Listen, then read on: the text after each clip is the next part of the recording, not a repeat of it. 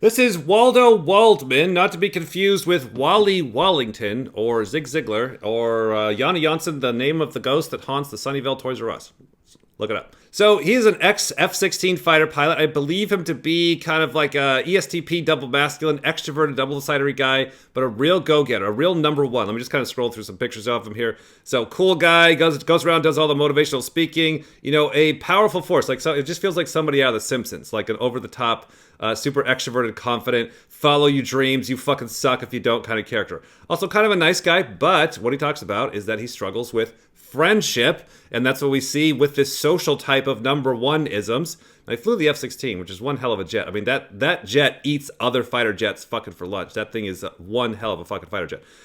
So there he is looking cool. Those are fucking giant gas tanks, by the way. Those aren't bombs. I know they look like bombs. We're seeing there's really 128 types. So here's the types, right? And so you can have 4 sexual variations of this. So you can be any type you want. Go type yourself, right? You be any type you fucking want. And then there's a masculine version of you, a double feminine, an audio, and a visual version of you, where the modalities are kind of doing this weird math thing, see the sexuals for all that kind of stuff.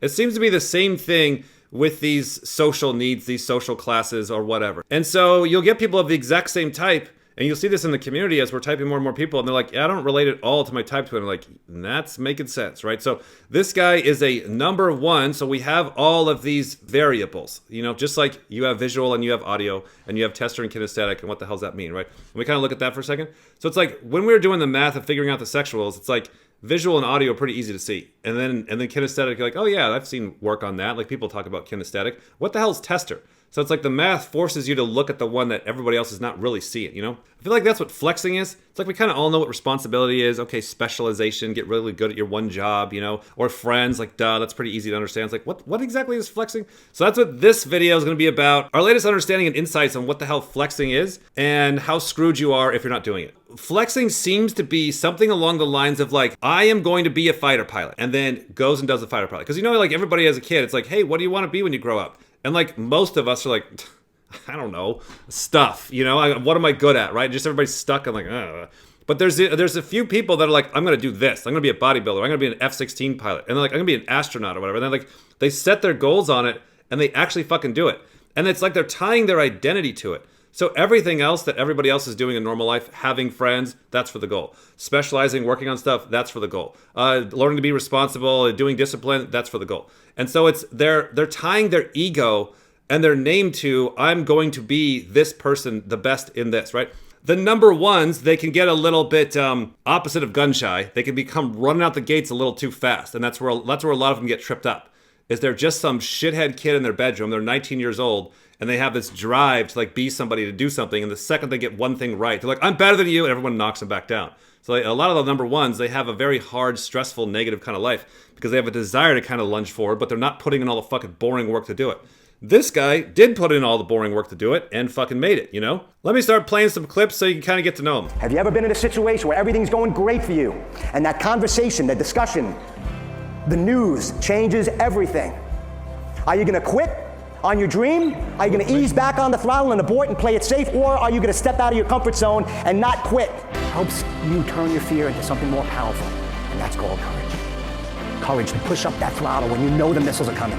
To push up the throttle, release the brakes, and take off. And to turn that fear into courage to take action. And that's the message that I want to leave you with. It's not about philosophy. It's about facing our fears and growing, stepping off the diving board, pushing up the throttle. That's where life is. Why is there a chair on stage? Like, he's not going to really sit on that. That guy's just fucking jumping up and down. So notice, like, what scares them, new information. There's some sudden change of information. You got to push through it. But are you going to back off? Are you going to back off on your goal? Everyone's like, what's my goal again? I don't really know. So it's like some people are really born with this trait. So it's like, you could be a number one. We're saying they're not super rare, right? They're not super rare. Like, those that make it to the top is super rare. Like, how many presidents of the United States are there? And Joe Biden is not a number one. So Biden got kind of forced into it. He doesn't want to do it. He's just a number two. He's kind of a middle guy. And everybody kind of makes fun of him for it, right? And people even call him literally a number two. That's the thing. It's like, we didn't make up sexuals, right? And it's like, we didn't make up number one, number two. Like, people say that. Oh, that guy's a number one. He's a go-getter. It's critical for a wing mom, a wing dad who has a spouse, a partner, or children depending on them. It's called responsibility. I had wings on my chest, David and listeners. I had rank on my shoulders. I was a fighter pilot. And when I was asked to go to battle, it meant it was incumbent upon me to face my fears because others were depending on me. When you're a parent, and if you have little ones at home, You don't say, oh, I'm losing my passion today. I'm just a little afraid. I'm losing my passion. Listen to your old daughter or son. Hannah, listen, I'm losing the passion. Why don't you change your diaper and feed yourself some Gerber? And I'm going to go have a Chardonnay and call it a day, because guess what? My passion just isn't there. Too bad. I told myself, Waldo Waldman, you're a fighter pilot. You rose your right hand. You're Mr. Fighter Pilot Top Gun. You've got these wings on your chest. You better do the damn job. So one thing you see with the number ones, watch this, David Goggins, they never are not talking about themselves. Okay, they are never not talking about themselves. And it's like, if you really are a fighter pilot, guess what? I don't want to hear about your fucking buddy. I want to hear about you. If you are number one, you have fucking done it, then fucking just talk away. They are the inspiration. That's why it's like, if it's an IP and a number one, you get this tripling down on everybody follow me, let me be the inspiration, right? So it's like, people pay him a lot of money because they want to hear his story, and he happens to be only telling his story. Anybody else notice that his facial mannerisms is kind of like Gary Vee? Anybody seeing stuff like that? Like, what is that? Does that mean anything? I don't know. He's got some over-exaggerated facial mannerisms, same function stack as Gary Vee, et cetera, et cetera. Anyways, what is he saying? It's back to, like, the way we do this code stuff is like, you just make up some fake fucking theory, like everybody else goddamn does. Great. You got a fake fucking theory. You know how many fucking emails I get a day of fake fucking theories? Great job. You got a fake theory. I also got a fake fucking theory. And then you got to run it through the fucking machine for about 2 years. And the machine is defining the terms. You might want to make sure it's binary and scientific and mathematical in some way, shape, or form. And then you got to have really good partners, at least one, that is playing the same game as you. And that you're constantly, through hundreds of times, going, all right, what person do you think that is? Number 3. Okay, I also got number 3. Okay, there's one. What about that one? Number 2. Oh, I got that one off, right? And then you got to go back and refine. You got to have some objective thing you're pushing through, right? Then if you get that, you're still just playing the guessing game, but the guessing game should start to overlap with reality more and more and more and more. Because it's like, it's weird. It's so weird that you can't see and understand what somebody is saying unless you first have the key code. But you don't have the key code because you don't know what they're saying. And it's just a fuck off that just takes fucking forever to get out. So if you know the key code and you're listening to what he just said responsibility. Friends is going to be the weird thing about it. You're going to see him talk about friends a lot, but watch the state. The friends is like the fourth function for him. It's like his, the destination. I'm doing all this controlling because someday I'm going to gather and be free, right? Everybody's fucking opposite bullshit, right? So, and then specialization. So he went through all the fucking years of Air Force and did the fucking hard work, got that over with. That's kind of the hobby one. Like, okay, fine, I'll put up with that one. But he's tying it to the ego. What's pulling this guy, right? Because if you listen to all these comedians, Yanni Giannis and Joe Rogan and Theo Vaughn and all these guys, a lot of these comedians are number 4s. So they have this upside down. And their story is not this. Their story is not, I'm going to be a comedian. And remember, you're a comedian. That's not their story. Their story is, hey, your friends, hey, your family, hey, everybody else, you might want to change or adapt or consider being a comedian or not being a comedian, right? It's an upside down stack, right? My ego was in the way, and it helped me in a good way. But my sense of responsibility, which is in alignment with my honor as a leader, and that others were dependent on me, got my butt in that jet and made me take off. Because if I didn't fly, if I quit, if I wasn't present on the mission, who would suffer? Not just me, my team. We have a responsibility for our team. We have a responsibility to take care of our kids. We have a responsibility to live up to the standards that we preach about. And too many people today in society are focusing too much on their passion and on their joy and fun, and forgetting that sometimes being a leader is going to suck. And we need to double down on those responsibilities and grind it out. So the number ones, they have a stack. It's like the EJ stack. It's like the function flow. Like you start with like the DI at the bottom and then the double observing and then go out and serve the tribe. Or you can look at the IPs the same way or whatever. Like the IJ, the stack is all fucked up. Like you don't start with organizing first. What are you organizing? What do you want to do? Like all of it's on the bottom. It's all upside down, right?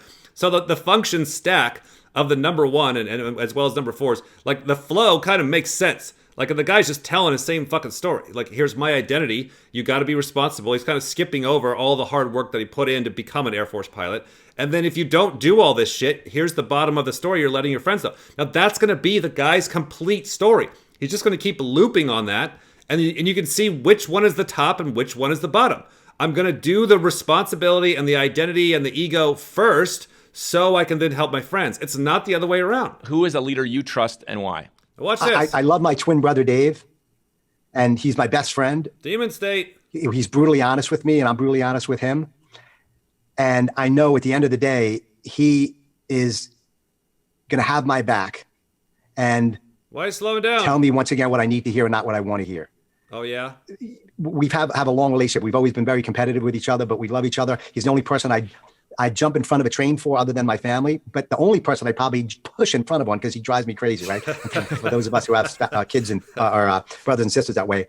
But Dave is my ultimate wingman. Pushed in front of it. So try and say something to that guy, right? I fucking dare you. And ask his fucking brother. I dare you to jump in front of Wally Wallington's train here and be like, hey, dude, you're going a little fast. You're kind of pissing everybody off for being a jerk. Like, you'll get your head ripped off so fucking fast, right? So he's in a demon state. This is also self-reporting. You know, it's like, yeah, so I'm really good with, like, okay, stop. Send me a better fucking video. Don't do your fucking lie report. Like, look how much filtering is going on, right? And this is why it's like, when people send us videos, we're like, hey, no, tell us a story because we need to see you flow. Like, people literally will believe this shit. Like, they'll spit out, they're like, I am really good with this, and you're like, hey, can you see the smoke coming out of your fucking ears? You're looking at your story of yourself, and wait, are you actually believing this shit? Are you guzzling this? Oh, no wonder you're so depressed. No wonder you're so full of anxiety. No wonder you don't know what the hell's going on. No wonder you're blaming everybody. You're actually believing the shit that you're saying to yourself about yourself. Oh my fucking God. Rather than standing back and being like, hey, Wally, Waldo, whatever, like, what is it like for everybody else the past 20 years to put up with you? Like, you're fucking flying around a fucking rocket ship. Like, what's it like for your brother with your intensity, right? And he's like, right? That's where people, that's what, if you see that, okay, you're not seeing it through this state. No. If you actually see that, the state is, and it's a deep, like, crashing and repentance and, you know, crying and stuff when you actually really see it, right? So that's, you look for that kind of shit.